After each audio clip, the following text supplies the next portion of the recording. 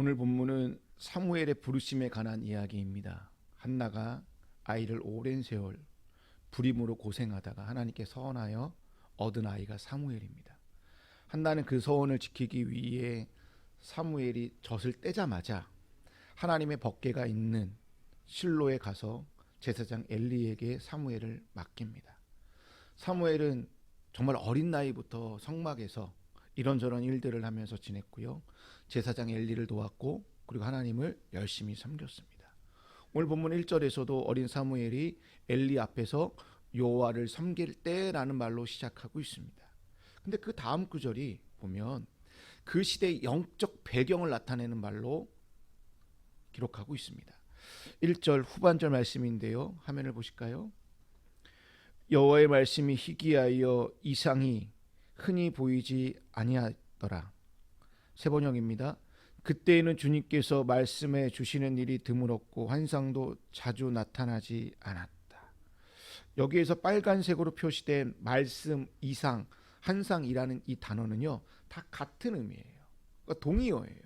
하나님과 백성 사이에서 의사소통의 행위를 나타내는 단어들이라는 거예요. 그러니까 어린 사무엘이 자라던 이 시대는 하나님과 백성 사이에 의사소통이 없는 불통의 시대라는 거예요. 그러니까 하나님으로부터 말씀이 나타나야 되고요, 이상이 보여져야 되고 계시가 전해져야 하는데 하나님께서 일방적으로 침묵하였던 시대가 바로 어린 사무엘이 성전에서 열심히 일했던 그 시대라는 거예요. 그러니 백성들은 어떻겠습니까? 각자 자기 소견이 옳은 대로 살 수밖에 없었을 것입니다. 아무리 하나님의 법궤가 있고 성막이 실로 있다 하더라도 거기에 최고의 영적 지도자인 엘리 제사장이 하나님께 예배를 드린다 하더라도 하나님은 계속 침묵하였다라는 것입니다. 왜 침묵하였을까요? 이유는 아주 간단합니다. 엘리 제사장이 하나님의 마음을 전달할 중보자로서 되지 못하다라는 거예요. 자격이 없다라는 거예요. 처음에는 자격이 있었겠죠. 근데 세월이 지나면서 이 엘리 제사장의 삶을 보니까 너는 이제 글렀어. 너는 명목상 제사장이야 라고 취급했기 때문에 하나님께서 말씀을 안 하시는 거예요. 하나님은 엘리 가문의 영적 소통의 능력이 없다라고 판단하였기 때문에 더 이상 그 시대를 향해 하나님의 뜻을 드러내지 않았습니다. 그런 와중에 엘리가 눈마저 어두워졌다라고 오늘 본문을 말씀하고자 있습니다. 나이가 들어 시력이 안 좋아졌다라는 말씀이겠지요. 근데 영적으로 보면요, 엘리가 하나님의 말씀을 더 이상 보지 못했다라는 의미일 것입니다. 바로 이런 시대에 하나님의 말씀을 보지 못한 이때에 사람들은 어떻겠습니까? 그러니까 등불 같은 말씀이 있어야 되는데 내 인생길에 아무런 등불 같은 말씀이 없기 때문에 그냥 어둠 속에서 이스라엘 백성들은 살아갈 수밖에 없었을 거예요. 어찌 보면 아무런 희망도 없고요, 아무런 그런 소망의 빛조차도 없었던 시대에 바로 어린 사무엘이 하나님 성전 안에서 그냥 봉사하며 열심히 일을 했던 다라는 거예요. 여러분, 이제 성경은 시선을 어린 사무엘에게 돌리고 있습니다. 3절에 보니까 하나님의 등불은 아직 꺼지지 아니하였다라는 말로 이어가고 있습니다. 하나님의 현존, 하나님의 살아계심을 상징하는, 하나님의 임재를 상징하는 이 등불이 아직 꺼지지 않았대요. 근데 그 꺼지지 않는 불에 지금 누가 있습니까? 사무엘이 그 밑에서 지금 자고 있다라는 거예요. 여전히 무슨 말입니까?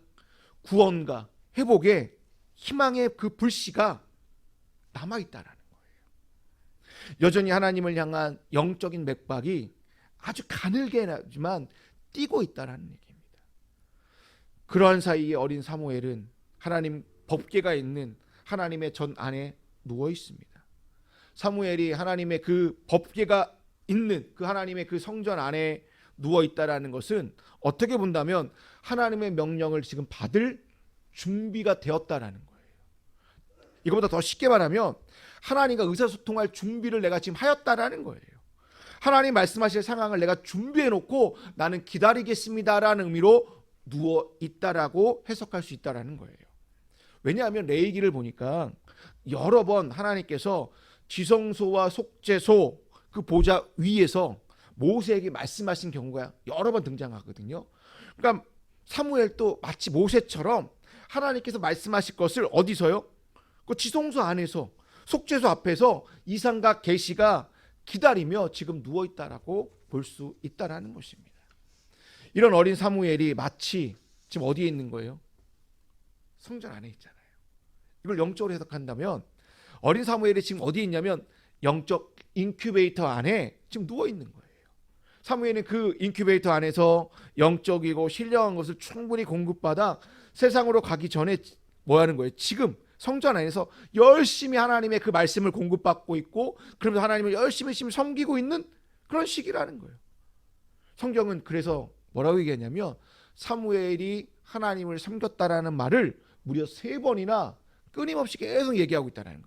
2장 11절도 그렇고 2장 18절에도 그렇고 오늘 본문인 3장 1절에서도 여호와를 섬겼다라는 말을 3번이나 계속 얘기하고 있다는 거예요.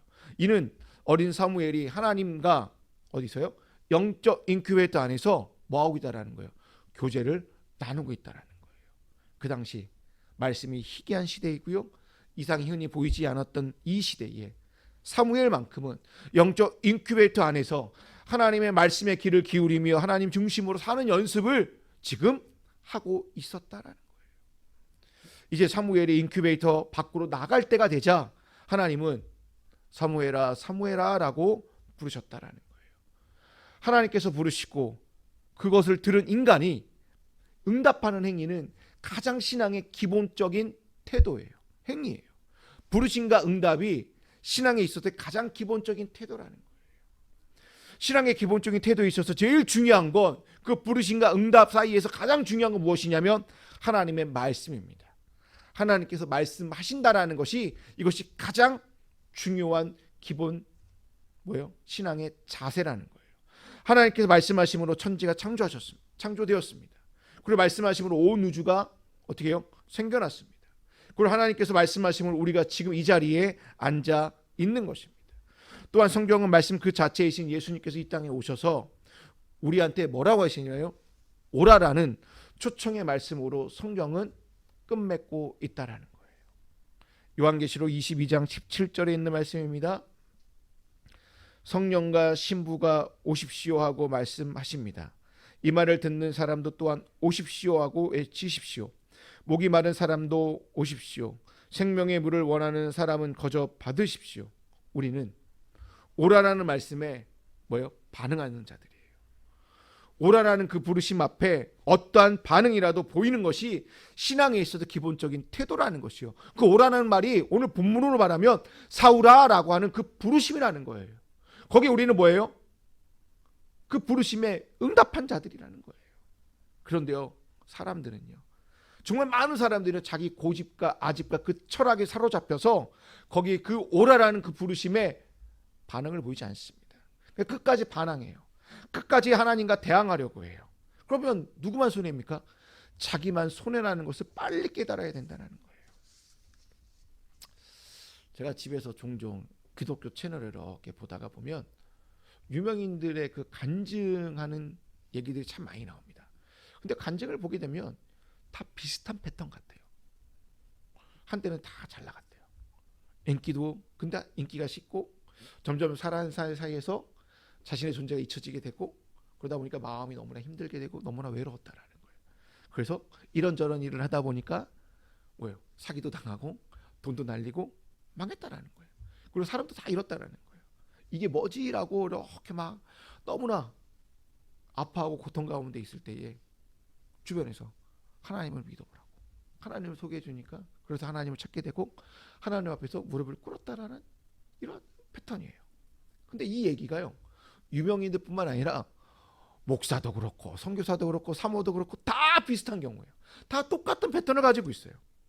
사람들이 희한하게 자기가 조금만 잘 나가잖아요. 하나님의 말씀이요, 들리지가 않아요. 그리고 하나님의 말씀을요, 외면해버린다는 거예요. 이거는 신앙에 있어서요, 기본적인 태도인 가장 망각하는 행동이에요. 가장 기본적인 태도가 뭐예요? 하나님 부르심에 대한 내가 응답인데 그것을 내가 망각하는 행동이라는 거예요. 그렇기 때문에 내가 힘들다라는 거예요. 근데 그 반면 어린 사무엘의 태도는 보면 어떻습니까? 말씀하옵소서 주의 종이 듣겠습니다라는 그 순종의 태도를 보였다라는 거예요. 처음에는 하나님께서 부르는 줄 몰랐어요. 3번이나 엘리 제사장이 부른 줄 알고 엘리 제사장한테 뛰어갑니다. 근데요, 엘리가요, 세 번째 뭐라고 했냐면, 만약 한 번 더 부르게 되면 주님이 부르신 거니까 주님 앞에 여호와여 말씀하옵소서 주의 종이 듣겠습니다 라고 대답하라라고 하는 거예요.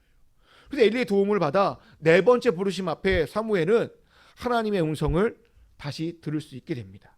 그러자 사무엘은 어떻게 됩니까? 그냥 순종의 태도로 말씀하옵소서 내가 듣겠습니다 라고 얘기해요.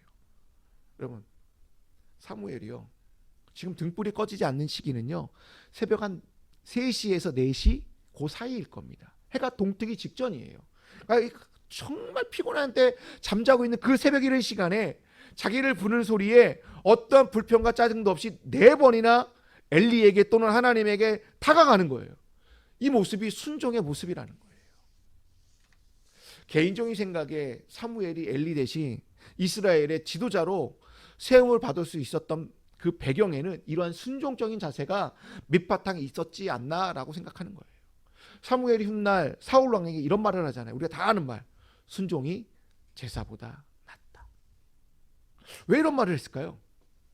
자기가 살아보니까 뭐예요? 하나님 앞에 순종하는 것이 최고의 신앙의 덕목이라는 거예요. 사무엘은 어린 나이 성전에서 와서요, 엘리 제사장 밑에서 이런저런 일들을 열심히 했습니다.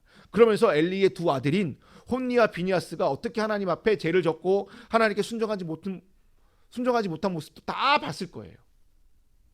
근데 거기 엘리 제사장 아버지가요, 두 아들을 책망하지 않는 거예요. 죄에 대해서 한마디도 책망하지 않는 그 모습까지도 다 곁에서 지켜봤을 거예요. 그리고 그 흔한 사무엘은 어머니의 사랑도 제대로 받지 못했을 거예요. 젖을 뗀 그 시기에 한 2-3살 됐겠죠. 그 시기에 성전에 와서부터 뭐예요? 하나님을 섬기는 일에 순종하며 열심히 기쁜 마음으로 여호와를 섬겼다라는 거예요. 그렇게 되자 하나님과 사람들의 반응이 이렇게 비춰지게 됩니다. 사무엘상 2장 26절에 있는 말씀입니다. 어린 사무엘은 커갈수록 주님과 사람들에게 더욱 사랑을 받았다라는 거예요.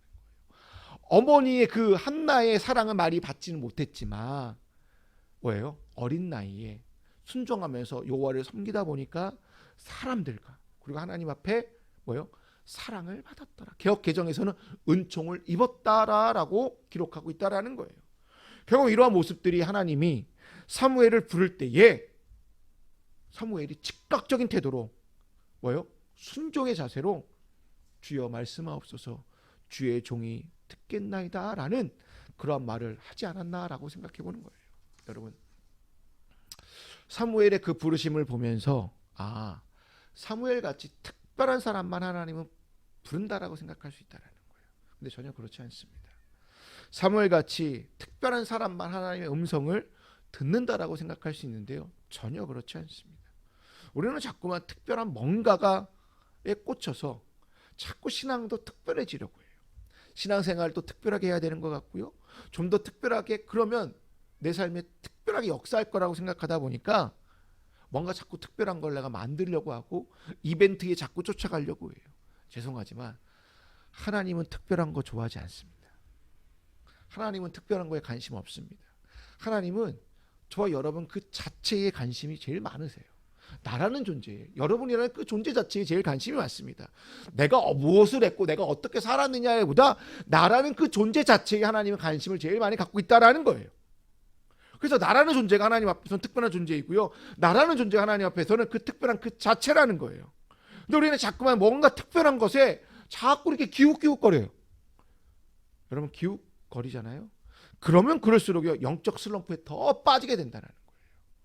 왜 나는 저러지 못할까? 나는 왜 특별하지 못하지? 나는 왜 이러질까? 라고 행기라는 거예요. 분명 성경을 보게 되면 특별한 사람들의 이야기가 나와요. 우리가 잘 아는 것처럼 아브라함 이야기가 나오고요, 모세, 이사야, 에레미야, 바울과 같이 하나님께 특별하게 부르심 받는 그 스토리가 쫙 나와요. 그러나 인류 역사를 보기잖아요, 특정한 사람들에 의해 하나님의 역사가 써 내려가는 것이 아니라는 거예요. 우리처럼 평범한 사람들이 평범한 일상에서 하나님의 부르심 앞에 순종하고 하나님 말씀에 응답하는 자들에 의해 하나님 나라가 세워졌다라는 거예요. 여러분, 하나님의 말씀이요 12제자에 의해서 세워졌지 않았다라는 거예요. 12제자들이 하나님 앞에 부르심을 받아 그들이 전한 복음을 듣고 사방팔방으로 터진 많은 사람들이, 익명의 많은 그리스도인들이 하나님의 복음을 전하고 하나님의 역사를 세워갔기 때문에 하나님 나라가 이렇게 지금 세워져 갔다라는 것입니다. 또한 우리가 사무엘처럼 어린 나이에 성전에서 봉사를 해야 되나요? 아니면 내가 모태신앙이어야 되나요? 내가 대대로 하나님 앞에 그렇게 이렇게 선택받은 가정이어야지만, 하나님을 잘 섬겨야지만 하나님의 음성을 듣는 건가요? 전혀 그렇지 않습니다. 근데 교회는 자꾸만 하나님의 음성을 듣는 법, 제 서재에도, 서재라고 말할 수도 없죠, 제 책꽂이에 하나님의 음성을 듣는 법, 하나님의 음성을 듣는 삶이라는 책이 있어요. 빨리 훑어봤어요. 근데 뭔가 자꾸 특별한 걸 만들려고 해요. 그 안에 보니까. 근데 그 책뿐만 아니라요, 교회에서도 하나님의 음성을 듣는 법이라고 해가지고 뭔가 많은 특별한 걸 만들어내요. 뭔가 그리고 훈련을 해요. 하나님의 음성을 들을 수 있을 거라고 생각을 해요. 죄송하지만, 정말 죄송한데요, 하나님과 우리 사이에는 이게 통하지 않아요. 여러분 한번 해보십시오. 한다고 듣나? 들을 수도 있어요. 근데 듣지 못할 때도 더 많다라는 거예요. 우리가 종교적 열심을 내고 신앙적 결단을 하고 그 하나님의 음성을 잘 듣게 되나요? 절 들을 수도 있지만 듣지 못할 때도 더 많다라는 것입니다. 제가 볼 때 이 시대에 하나님의 음성을 듣는 것이 무엇일까?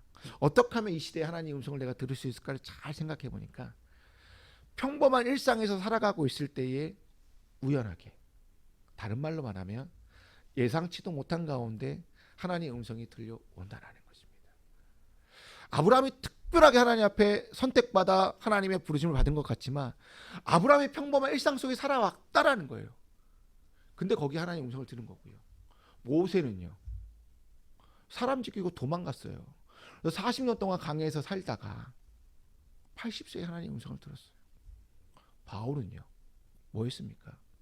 예수 믿는 자 잡아 죽이려고 쫓아가다가 그냥 우연찮게 하늘에 빛이 비쳐서 하늘의 음성이 다 들렸다는 거예요. 성경에 기록한 거니까 뭔가 특별한가 보이지만 이것을 우리의 삶에 뒤져보니까 그냥 평범한 일상에 살아가다가 우연치 않게 예상치도 못한 가운데에서 하나님의 음성이 들려왔다라는 거예요. 그 음성이 진짜 이 시대에 누구야, 제호야 라고 부르는 소리가 아니라는 거예요. 마음의 소리에서 뭔가 모르게 이렇게 마음에서 이 올라오는 것이 있잖아요. 울리는 그 음성들이, 그것이 하나님의 음성이라는 거예요. 이런 경험이 있다면 거의 대부분 하나님의 음성일 것이고요, 하나님의 말씀으로 인해 내 마음의 소리에 뭔가 울림이 다 있다라는 거예요. 저도 간혹 하나님의 음성을 들을 때가 있어요. 직접 제호야 라고 부르는 경우는 거의 없지만 책을 보다가 갑자기 뭔가 띵 할 경우도 있고요. 그리고 찬양을 들으면서 운전을 난폭하게 하지만 이렇게 난폭하게 운전할 때 가끔씩 보면 뭔가 띵 울릴 때가 있다는 거예요. 그리고 요즘 날씨가 좋잖아요. 혼자서 이렇게 이어폰 꽂고 이렇게 산책하다가, 그리고 기도도 한단 말이에요. 혼자서 이렇게 1시간 2시간씩 산책하다 보면 저도 모르는 사이에 제 마음의 소리가 제 안에 들려온다는 거예요. 그럼 제 머리를 딱 하고 치는 게 있다는 거예요. 사람마다 다 다르겠지만 하나님의 음성은 특별한 곳에서 특별한 여신 가운데 들려지는 게 아니라는 거예요. 그러니까 대부분 하나님의 음성은요, 우리의 평범한 일상에서 살아가는 그 삶 속에서 하나님의 음성이 내 삶 속에 찾아온다는 거예요. 이 부분 한번 잘 생각해 보십시오. 마태복음 13장에 보게 되면 예수님께서 씨 뿌리는 비유의 말씀을 하십니다. 우리가 잘 아는 것처럼 길갓, 돌밭, 가시덤불, 가시떨기라고 얘기를 하죠. 그다음 좋은 밭, 이 네 가지 밭이 등장합니다. 그리고 네 가지 밭은 우리의 마음밭이라고 얘기를 하고, 그리고 씨는 하나님의 말씀이라고 하고, 농부는 하나님이라고 얘기를 합니다. 근데 미국의 맥스 누카이도 목사님께서 이 네 가지 밭을 네 가지 귀, 듣는 귀로 해석을 했다라는 거예요. 아무리 좋은 말씀이 귀에 들린다 할지라도 내 귀가 지금 길가 같고 돌짝밭 같고 가시떨기 같은 귀를 가지고 있다면 하나님의 말씀을 제대로 들을 수 없고 제대로 깨달을 수 없다라고 이 누카이도 목사님이 설교 때 이야기했다라는 거예요. 지금 우리 귀에 들리는 소리를 들어보시면 뭐예요? 정말 많은 소리들이 들려온다는 거예요. 내가 조용히 있고 싶어도요, 정말 많은 소리들이 세상에서 들려온다라는 거예요.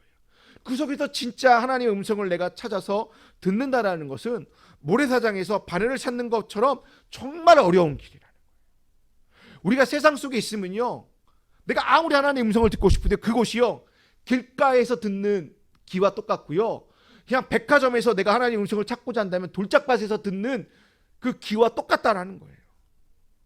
아니면 우리가 정말 시장통에 있든 백화점에 있든 막 정말 사람들이 많은 곳에 있다 하더라도 내가 영적인 소모주처럼 그 능력을 갖고 있다면 하나님의 음성을 들을 수 있겠죠.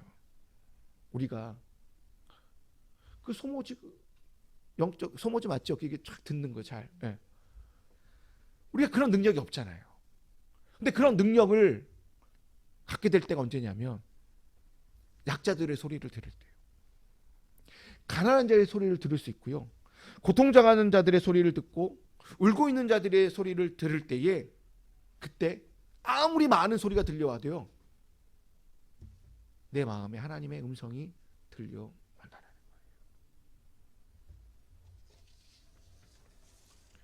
우리가 사무엘처럼 하나님의 음성을 들었거나 그리고 하나님의 이상과 계시를 보았다면, 듣는 게 중요한 것이 아니라 들었다면, 그리고 하나님의 말씀을 보았다면 반드시 변화, 삶의 변화가 함께 따라와야 한다는 것입니다. 하나님의 음성은 존재 자체를 변화시킵니다. 마치 창조 사건처럼 무에서 유를 창조하신 것처럼 우리가 하나님의 음성을 들으면 우리 존재 자체가 새롭게 창조된다는 거예요. 그렇기 때문에 고린도후서 5장 17절에 사도 바울이 뭐라고 하냐면, 우리는 예수 그리스도의 음성을 들어 구원받은 자이기 때문에 새로운 피조물이라고 얘기하고 있다는 거예요. 이전 것은 다 지나갔으니 새 것이 되었다라고 얘기하고 있다는 거예요. 그게 무슨 말입니까? 하나님의 그 부르심 소리에 응답하였기 때문에 내가 죄인에서 의인의 삶을 살기 때문에 내가 뭐라는 거예요? 새로운 피조물이라는 거예요. 하나님의 음성을 들었다고 하나님의 말씀을 받았다고 하면서 여전히 삶의 변화가 없고 신앙 행위로만 여전히 교회를 열심히 다니고 신앙 행위를 한다면 오늘 본문에 나와 있는 엘리 제사장과 다를 바 없다라는 얘기입니다. 하나님의 말씀을 받았는데도 변화가 없다? 하나님의 말씀을 죄송하지만 받은 것이 아닙니다. 하나님의 음성도 똑같아요. 내가 하나님의 음성을 들었다라고 자부하지만 아무런 삶의 변화가 없다? 그것은 거짓된 음성일 것입니다. 아니면 내가 듣고 싶은 소리를 들은 거예요. 여러분, 이제부터 왜 나는 하나님의 음성을 듣지 못할까? 왜 나는 하나님의 음성을 듣고 싶은데 이런 말 하지 마십시오. 그냥 하나님과 사람들 앞에서 여러분의 일상을 열심히 한번 살아가 보십시오. 열심히 살다 보면 예상치도 못한 곳에서 우연하게 많은 소리들 가운데서 하나님의 음성이 들려올 것입니다. 그때 우리는 순종의 태도로 주여 말씀하옵소서, 주의 종이 듣겠나이다 라는 그러한 태도를 가지고 살아갈 때에 내 삶이 새로운 존재가 되어 그렇게 해서 변화된 삶으로 살아가는 저와 여러분이 다 되시기를 주의 이름으로 기원드립니다.